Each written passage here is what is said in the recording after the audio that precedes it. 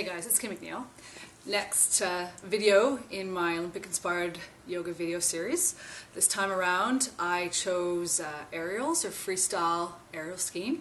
And I have a confession to make. I'm scared of heights, so not really a sport that I would ever have considered for myself when I was younger. But it teaches a good lesson not to be afraid of things. And I know as a yoga teacher, a lot of my students are scared of headstand, scared of being upside down.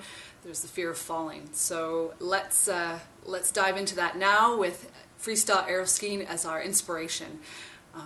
There'll be different variations for you to take. We'll start slow, we'll build up, and like always, stop when you feel that you've had enough, and really don't be afraid. Have fun.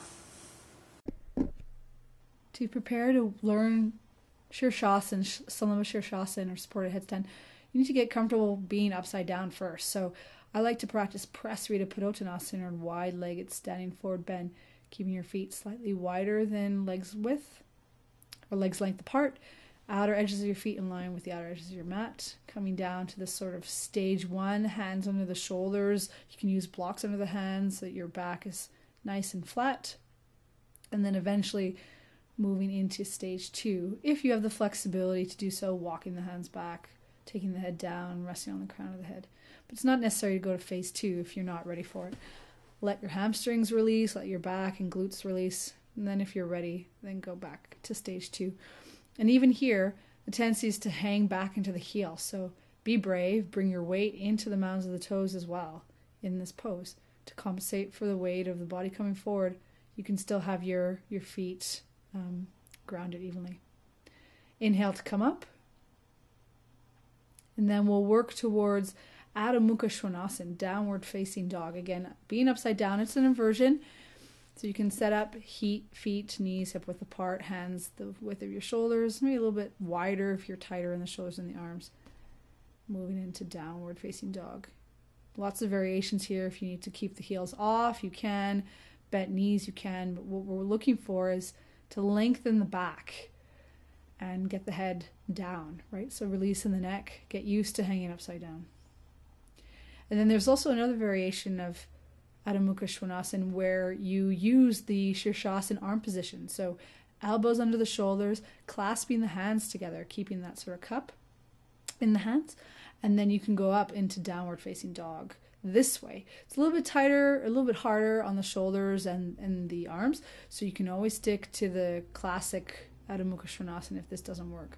If you're comfortable, then challenge yourself to move your body weight through your arms, chin past the hands, build strength in the arms and shoulders, but also the ability to lift in the shoulders. So pressing into the forearms, pressing into the inner creases of your elbows so that your shoulders don't collapse down to your ears.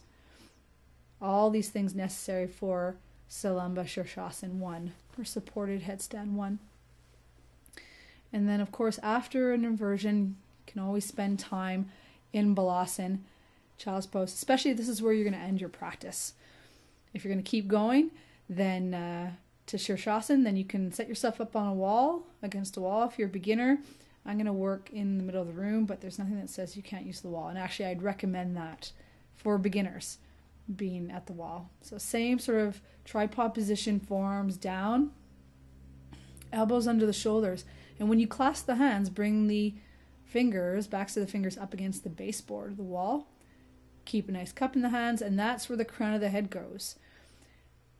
Getting used to bringing some weight onto the head, a little bit more weight into the arms, and then you can go into Adho Mukha Svanasana again, sort of a variation, walking in towards the wall with your feet and learning how to work here, lifting the shoulders, getting the back to press against the wall. There's no need to go up first, but when you're ready, you can kick up with one leg, tuck up, or if you're working off the wall, then work through both legs together.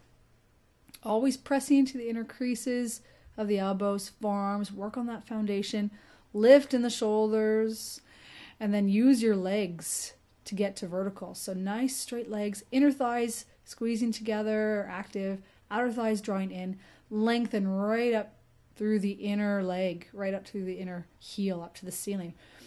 And at first you don't need to hold very long, just sort of get there, play with it. If you're at a wall, you can bounce carefully off the wall.